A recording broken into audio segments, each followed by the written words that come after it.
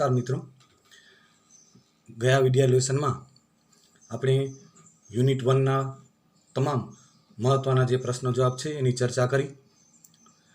2 वखत तमे नोट में लखी नाख्या हशे, सारामां सारी रीते समझाई गया हशे, तैयार पण कर्या हशे। खास करीने अपने प्रश्नना कार्यकर्ता मुजब एक्सट्रेक्ट आधारित प्रश्नना जवाब केवी रीते बनाववाना छे ए ज आपणा माटे बहु महत्वनुं छे। हवे आजे आपणे आगळ वधीए छीए। एनामां जेने कहेवाय के आजे जे तमने बेजिकनुं थोडुं ग्रामर आपणे चलाव्युं हतुं, एना बाद तमने धोरण 9 नी ग्रामर बुक में चेप्टर नंबर 4 में WH क्वेश्चन्स आवे छे। वर्षोथी आपणे ए WH क्वेश्चननो उपयोग करता आव्या छीए। घणा बधा विद्यार्थीओने आ WH क्वेश्चननुं ज्ञान होय ए स्वाभाविक छे, पण आपणे धोरण 9 नी अंदर प्रश्नपत्र में क्वेश्चन आंसर सिवाय WH क्वेश्चननो प्रश्न कई रीते आवे छे एने समझवा माटे आपणे आजे WH क्वेश्चननी वात करशुं। घणा बधा शब्दो छे, घणुं बधुं लखाण थाय एटले आपणे एने 3 भागमां वहेंची नाखशुं। आज आपणे यूनिट 1 ग्रामर 1 पार्ट 1 WH क्वेश्चननी वात करशुं। घणा बधा सिम्पल छे एटले बहु समय लागे नहीं, पण आपणे परीक्षामां तमने अंडरलाइन पार्ट्सनो एक प्रश्न अंडरलाइन पार्ट्स आपेलो होय एनो प्रश्न तमारे शोधवानो होय छे। तो अंडरलाइन पार्ट्स छे ए शब्दने तमारे समझवा माटे आपणे आजे दरेक WH क्वेश्चनना अंडरलाइन पार्ट शुं होई शके एने आपणे खास समझवानुं छे अने ध्यानमां राखवानुं छे। तो WH क्वेश्चन में आपणे आगळ वधीए तो पहले आपणे WH क्वेश्चन एटले शुं आपणे बधा जाणीए छीए। प्रश्नना 2 प्रकार, एक इन्वर्जन क्वेश्चन उलट प्रश्न जेनो जवाब यस के नो में आवे ते, अने बीजो प्रश्न छे ए WH क्वेश्चन वू थी, वोट थी, वेन थी, वेर थी, वाय थी, हाउ थी ए बधा पूछाता। इन्वर्जन क्वेश्चन सिवायना बधा प्रश्न WH क्वेश्चन, अने WH क्वेश्चन में आपणे जेम अगाऊ शीखी गया तेम माहिती आपवानी होय छे, जेनामां यस के नो ए चाले नहीं। तो अहींया एने WH क्वेश्चन कहेवाय। हवे एनामां तमने परीक्षामां जे प्रश्न पूछाय छे ए खास एनी सूचना तमारे खास ध्यान राखवानी छे। कया प्रकारनो प्रश्न क्वेश्चन परीक्षामां આવી રીતે પૂછાય, राइट ध प्रोपर क्वेश्चन्स टू गेट ध अंडरलाइन पार्ट्स एज आंसर। आ सूचना तमारे ध्यान राखवानी छे।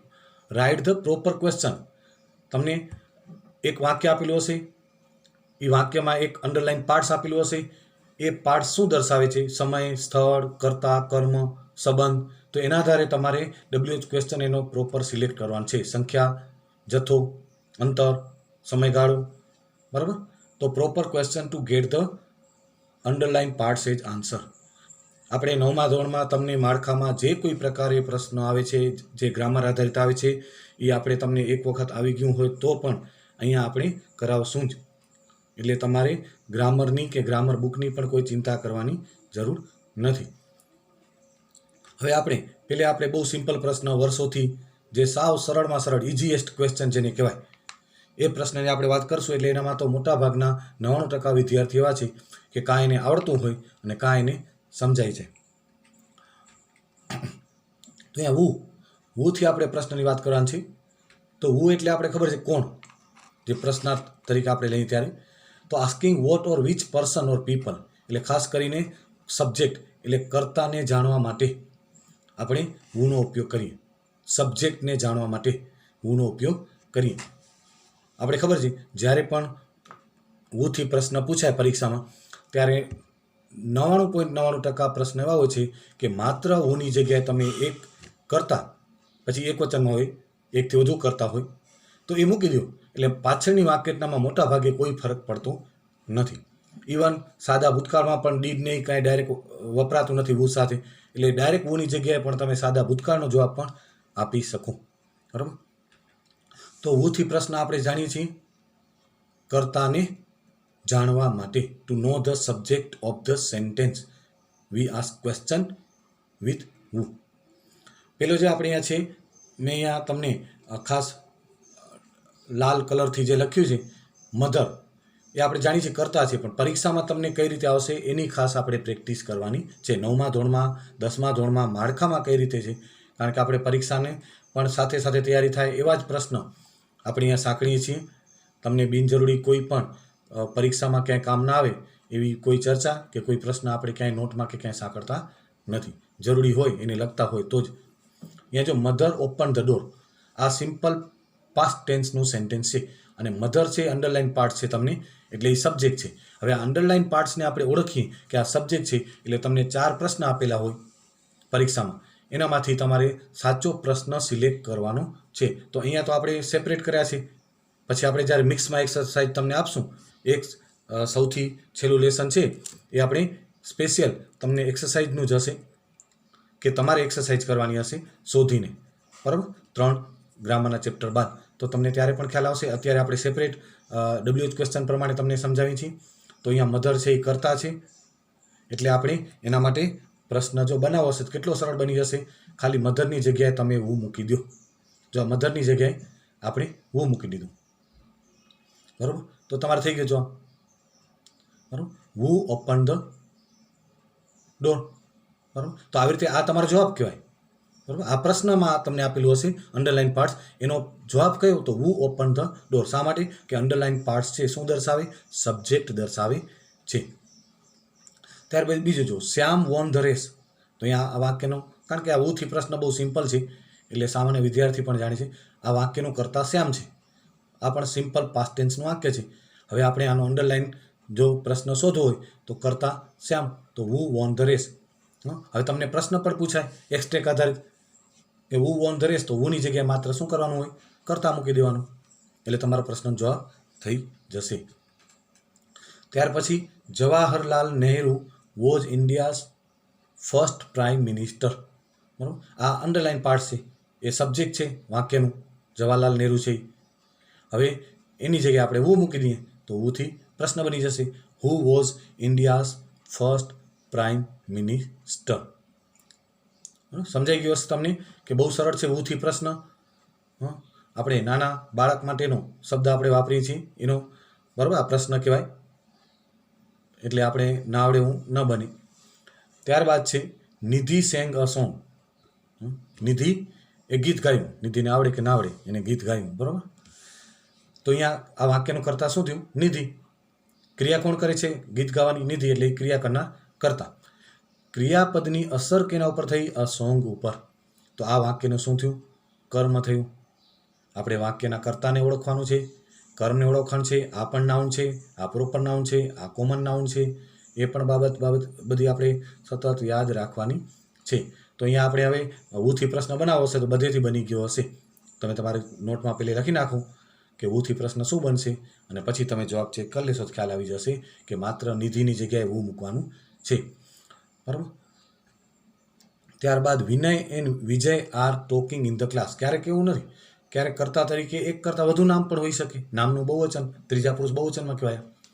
એક કરતાં વધુ નામ હોઈ શકે, તો એ પણ એની જગ્યાએ આપણે વુ મૂકી દેવાનું. વુ છે એ કર્તાને જાણવા માટે વપરાય. પછી કર્તા એક વચનમાં હોઈ શકે, કર્તા બહુવચનમાં હોઈ શકે, કર્તા એક નામ તરીકે હોઈ શકે, એકથી વધુ નામ પણ કરતા હોઈ શકે, ક્રિયા કરનાર છે. તો વિનય એન્ડ વિજય આર ટોકિંગ, તો આ ચાલુ વર્તમાન કાળનું વાક્ય છે, પ્રેઝન્ટ કન્ટિન્યુઅસ ટેન્સનું. અને wuથી પ્રશ્ન બનાવવો હશે તો હવે તમારાથી આટલા બધા પ્રશ્ન પછી તમે બનાવી નાખ્યું હશે પહેલેથી જ મોઢે, અને જવાબ પણ લખી નાખ્યો હશે.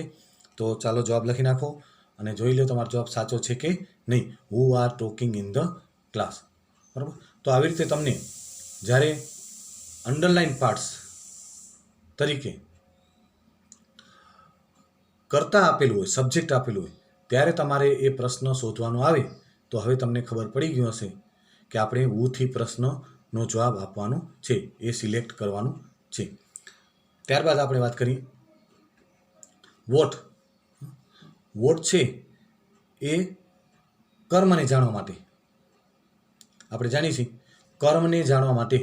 અને બીજું જે પ્રાઇમરીમાં ઘણી વખત આવી ગયું છે, આપણે તમને યાદ કરાવી દઈએ ખાલી કે વોટ છે એ કોઈ વ્યક્તિનો વ્યવસાય જાણવો હોય તો પણ વોટથી પ્રશ્ન પૂછાય. તમને કોઈ પૂછે કે વોટ ઇઝ યોર બ્રધર, તો એનો અર્થ શું થયો કે તમારો ભાઈનો વ્યવસાય શું છે. તો my brother is a doctor, teacher, engineer, જે કાંઈ હોય, બરાબર. My brother is a doctor, is a teacher, is a mechanic, is an engineer, is a peon, is a clerk, જે કોઈ હોય. તો કોઈ વ્યક્તિ સાથે જ્યારે આપણે વોટથી પ્રશ્ન પૂછીએ ત્યારે એ વોટ છે એનો ઉપયોગ કોઈ વ્યક્તિનો વ્યવસાય જાણવા માટે થાય છે. એ આપણે બધા જાણીએ છીએ. અહીંયા આપણે કર્મને જાણવા માટે, હુનો ઉપયોગ કર્તાને જાણવા માટે, કર્મને જાણવા માટે બે આપણી પાસે છે. એ પછી આવશે ત્યારે પણ આપણે ચર્ચા કરશું. હુમનો ઉપયોગ પણ કર્મને જાણવા માટે થાય. WHO હુમ એ પણ કર્મને જાણવા માટે, અને વોટને, બરાબર. ભાઈ વોટ કોઈ ક્રિયા શુંના અર્થમાં ઘણા બધા પ્રકારે એના પ્રશ્ન પૂછાય છે, બરાબર. પણ એક બાબત એ પણ આવે, કર્મ ક્રિયા જાણવા માટે વોટ આર યુ ડુઈંગ, તો ક્રિયા જાણવા માટે પણ આવે. મલ્ટિપલ ઉપયોગ આવે. What did you do, what did you buy from the market, I bought a pen, તો આ પેન શું થયું, કર્મ થયું. તો આવી રીતે વોટનો જે મુખ્ય ઉપયોગ ઉપરાંત પણ એ મલ્ટિપલ પ્રકારના ઉપયોગ છે એને પણ આપણે ધ્યાનમાં રાખવાનું છે. તો કર્મને જાણવા માટે આપણે વોટથી પ્રશ્ન પૂછીએ છીએ, બરાબર. તો vote did you C yesterday, ગઈકાલે તમે શું જોયું. જો અહીંયા ડીડથી પ્રશ્ન છે, સિમ્પલ પાસ્ટ ટેન્સ, ક્રિયાપદનું મૂળ રૂપ. હવે આપણે જ્યારે જવાબ આપશું ત્યારે ડીડ વત્તા સીનું સો કરી નાખશું, બરાબર. અહીંયા તો અહીંયા આઈ સો અ ફિલ્મ, જો અહીંયા અ ફિલ્મ નીચે તમને અંડરલાઈન આપેલું હોય એટલે આ ખબર પડી જાય કે આઈ સો એ ફિલ્મ શું છે. આ ફિલ્મ કર્મ છે, ઓબ્જેક્ટ છે આ વાક્યનું. ક્રિયાપદની જેના ઉપર અસર થાય એ કર્મ. શું જોયું, તો ફિલ્મ જોઈ, તો એ શું થયું, ઓબ્જેક્ટ ઓફ ધ સેન્ટેન્સ, વાક્યનું કર્મ કહેવાય, બરાબર. તો આવી રીતે તમારે છે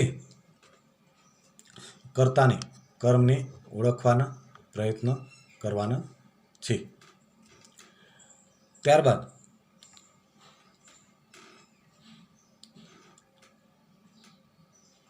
આઈ taught a new lesson in the last class. જો I taught a new lesson, આ ન્યૂ લેસન શું છે, તો આ વાક્યનું ઓબ્જેક્ટ છે, કર્મ છે, બરાબર. ન્યૂ લેસન કર્મ છે. તો ક્રિયાપદની અસર જો થઈ, શીખવનાર આવી એટલે એ સબ્જેક્ટ, અને શીખવાની અસર કેના ઉપર, આ ન્યૂ લેસન, તો કર્મ, બરાબર. પેસિવ વોઇસમાં આપણે વારંવાર કર્મને ઓળખતા આવડવું જોઈએ, એ બહુ જ જરૂરી છે. પેસિવ વોઇસમાં આપણે કર્મને ઓળખતા આવડે એ બહુ જરૂરી છે. તો I taught a new lesson in the class. તો જો અહીંયા સાદા ભૂતકાળનું વાક્ય છે. તો હવે આનો અંડરલાઈન પાર્ટ્સ, તમને એનો પ્રશ્ન શોધશો તો કેવી રીતે શોધશો, તો આ કર્મને નક્કી કરીને કે આ કર્મ છે એટલે આપણે વોટથી પ્રશ્ન આવશે. તો આનો જવાબ આવશે what did you teach in the last class. પછી we visited many interesting places during the last vacation. છેલ્લા વેકેશન દરમિયાન અમે ઘણા બધા રસપ્રદ સ્થળોની મુલાકાત લીધી. તો આ વિઝિટેડ, તો વિઝિટેડની અસર કેના ઉપર, તો મેની ઇન્ટરેસ્ટિંગ પ્લેસીસ. વી કરતા આ કર્મ, બરાબર. તો આપણે એનો પ્રશ્ન અંડરલાઈન પાર્ટ્સનો શોધશું. તો what places did you visit during the last vacation, કયા સ્થળોની તમે ગયા વેકેશન દરમિયાન મુલાકાત લીધી. પછી we saw many temples there, ત્યાં અમે ઘણા બધા મંદિર જોયા. તો અહીંયા જો સો ને પ્રશ્ન, સોની અસર કેના ઉપર જોવાની, મેની ટેમ્પલ્સ ઉપર. જોનાર વી, કરતા પ્રથમ પુરુષ બહુવચન, બરાબર. ફર્સ્ટ પર્સન સિંગ્યુલર આઈનું બહુવચન વી થાય. મેની ટેમ્પલ્સ આ વાક્યનું કર્મ.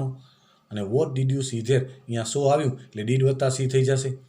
ઘણી વખત તમે ધ્યાન રાખજો, એક જ આ કર્મથી પ્રશ્ન છે પણ ચારે ચાર પ્રશ્ન તમને વોટના આપેલા હોય એવું બને. તો એનામાં તમારે શું કરવાનું, તો તમારે કાર્ડ કરતા મુજબ સાચો પ્રશ્ન શોધવાનો. કે અહીંયા વોટ ડીડ યુ સો એમ પણ આપેલું હોય, વોટ ડીડ યુ સો, તો આપણે ખબર પડી જાય કે ડીડ આવ્યું એટલે સો આવશે નહીં. એક પ્રશ્ન વોટ ડીડ યુ સી હોય એ સાચો છે, પણ ચારે ચાર પ્રશ્ન વોટના આપેલા હોય. તો આપણે શું કરવાનું, તો કાર્ડ કરતા મુજબ કયો પ્રશ્નનો જવાબ સાચો છે એ તમારે સિલેક્ટ કરવાનું હોય છે. અહીંયા વોટ ડીડ યુ સો આવ્યું તો આપણે ખબર પડી ડીડ આવ્યું એટલે બીજું ભૂતકાળનું રૂપ આવશે નહીં. વોટ યુ સો આવ્યું તો એ પણ નહીં આવે, પ્રશ્ન સાદા ભૂતકાળનું છે, ડીડનો ઉપયોગ થશે. વોટ યુ સીસ આવશે તો એ ખબર પડી જશે કે આ પ્રશ્ન મેચ નથી થતું. તો આવી રીતે પણ તમારે ધ્યાન રાખવાનું છે. અલગ અલગ આપેલા જ હોય, પણ ના આપેલા હોય ને એક જ વર્ડથી 4 પ્રશ્ન આપેલા હોય તો એનામાં કાળકર્તા મુજબ એક જ પ્રશ્ન સાચો હશે. બરાબર. હું પછી તમને ખબર પડી ગઈ કે હું છે એ કર્તાને જાણવા માટે, વોટ છે એ કર્મને જાણવા માટે. કઈ રીતે હવે તમને પરીક્ષામાં અંડરલાઇન પાર્ટ્સનો પ્રશ્ન શોધવાનો છે એ આ 2 એક્સરસાઇઝ ઉપર તમને ખ્યાલ આવી ગયો હશે. આવા ઘણા બધા શબ્દ છે. આગળ વધીએ આપણે. ત્યારબાદ વેર. વેર એટલે ક્યાં. ક્યાં એટલે આપણે સ્થળને જાણવા માટે વેરથી પ્રશ્ન પૂછાયો. કોઈ સ્થળ દર્શક શબ્દ છે એના નીચે તમને અંડરલાઇન પાર્ટ્સ આપેલું હોય, સ્થળ દર્શક શબ્દ નીચે અંડરલાઇન પાર્ટ્સ આપેલું હોય તો એ પ્રશ્ન તમારે વેરથી પૂછાયો. બરાબર. તો અહીંયા we live in Madhapar. We live in Madhapar. હવે આ તમને ખબર પડી ગઈ હશે કે ઇન માધાપર છે એ શું સૂચવે છે. તો ઇન માધાપર છે એ સ્થળ દર્શક શબ્દ સૂચવે છે. હવે આનો આપણે પ્રશ્ન અંડરલાઇન પાર્ટ્સનો જો શોધવાનું હોય તો આપણે ખબર પડી જાય કે સ્થળ દર્શક છે એ શબ્દ માટે વેરથી પ્રશ્ન પૂછાયો. વેર ડુ યુ લીવ આવશે અહીંયા. Where do you live. અહીંયા વેર ડુ યુ લીવ આવશે. બરાબર. વી લીવ છે તો એનો પ્રશ્ન વેર ડુ યુ લીવ. પછી the students vent in to the classroom. જો ઇન ટુ ધ ક્લાસરૂમ ક્યાં ગયા તો ઇન ટુ ધ ક્લાસરૂમ છે એ સ્થળ દર્શાવે, ક્લાસમાં ગયા. બરાબર. તો અહીંયા શું આવશે? ઇન ટુ ધ ક્લાસરૂમ શું દર્શાવે? સ્થળ દર્શાવે, એટલે એનો પ્રશ્ન વેરથી. અત્યારે આપણે સેપરેટ શીખવાડી છે. પછી તમને જ્યારે મિક્સ એક્સરસાઇઝ હોય ત્યારે અંડરલાઇન પાર્ટ સમજાઈ અને તમને તરત જ ખબર પડી જવી જોઈએ કે આનો પ્રશ્ન આ ક્વેશ્ચન વર્ડથી જ આવશે. બરાબર. તો અહીંયા where did the students go. અહીંયા ડીડ ગો કરી નાખ્યો આપણે. આ વેન્ટ છે એનો આપણે હવે જાણીએ જ છીએ. છતાંય આપણે દરેક વખતે જ્યારે તમને આવે છે એ વારંવાર એક ને એક બાબત અનેક વખત રિવિઝન કરાવીએ કે નબળામાં નબળો વિદ્યાર્થી પણ જો એને વારંવાર સાંભળે તો એને ખ્યાલ આવી જાય. Where did the students go. બરાબર. ભાઈ mother is in the kitchen. જો ઇઝ ઇન ધ કિચન છે એ શું દર્શાવે છે? સ્થળ દર્શક શબ્દ. એટલે તમને ખ્યાલ આવી ગયો હશે કે આનો પ્રશ્ન આપણે વેરથી બનાવવાનો છે. તો વેર ઇઝ મધર. બરાબર. હવે તમને ખ્યાલ આવતો જશે વારંવાર. તીર્થ રન્સ ઓન ધ રોડ. તો ઓન ધ રોડ છે એ શું દર્શાવે? સ્થળ દર્શક શબ્દ. On the road, on the playground, in the garden. બરાબર. તો આ બધા સ્થળ દર્શક શબ્દ છે.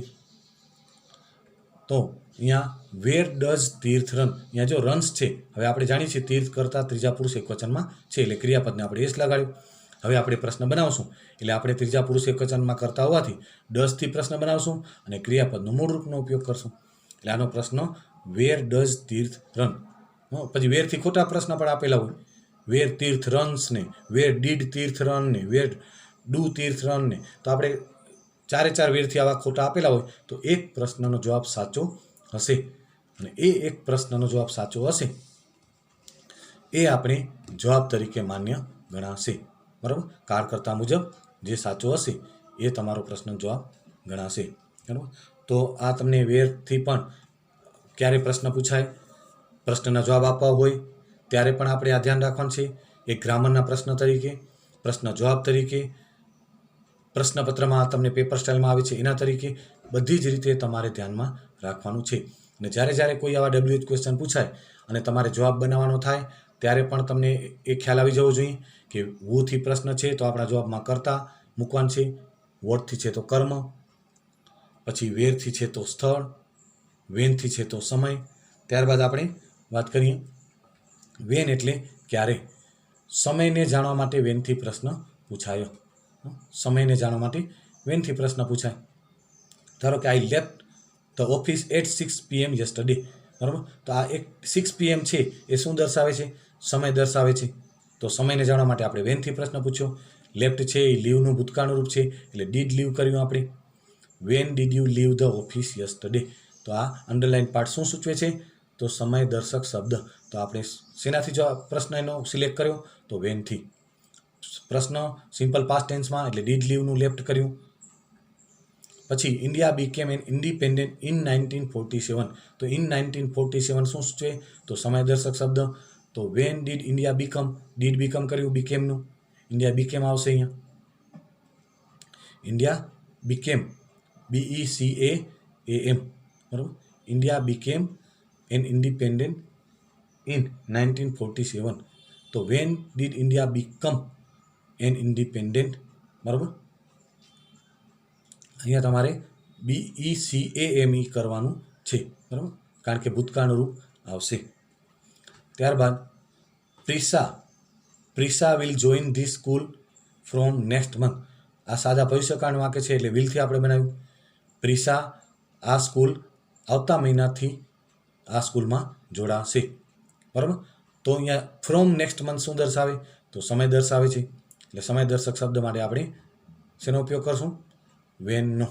Van will Prisha join this school. તો ફ્રોમ નેક્સ્ટ મંથ છે એ વેનનો જવાબ છે, બરાબર. ત્યાર my mother goes to the temple in the morning. તો ઇન ધ મોર્નિંગ શું દર્શાવે છે? સમય દર્શક, બરાબર, ટાઈમ ઇન્ડિકેટિંગ કહેવાય ને. તો માય મધર ગોઝ છે તો અહીંયા ત્રીજો પુરુષ એક વચન, બરાબર. ક્રિયાપદની એસ કી એસ. હવે આપણે જ્યારે પ્રશ્ન બનાવશું ત્યારે ત્રીજા પુરુષ એક વચનમાં 10થી પ્રશ્ન બનાવશું અને ક્રિયાપદનું મૂળું. તો અહીંયા ઇન ધ મોર્નિંગ સમય દર્શાવે છે, ટાઈમ ઇન્ડિકેટિંગ છે, એટલે આપણે એનો પ્રશ્ન સિલેક્ટ કરશું પરીક્ષામાં તો વેનથી સિલેક્ટ કરશું. તો આવી રીતે આપણે જેને કહેવાય કે પાર્ટ 1 છે ગ્રામરનું જે છે એ સમાપ્ત કરીએ. પછી આપણે જેને કહેવાય કે પાર્ટ 2 છે એની આપણે વાત કરશું. એનામાં આપણે બીજા WH ક્વેશ્ચન લેશું. તો આજે આપણે અહીંયા સમાપ્ત કરશું. આશા રાખું છું કે તમને આ WH ક્વેશ્ચનના આજે જે 4 WH ક્વેશ્ચન અંડરલાઇન પાર્ટ્સને કઈ રીતે સિલેક્ટ કરવાનું છે, કઈ રીતે પ્રશ્ન જવાબ શોધવાનું છે એ તમને સમજાઈ ગયું હશે. આવતીકાલે ફરી મળીશું. Good bye, thank you.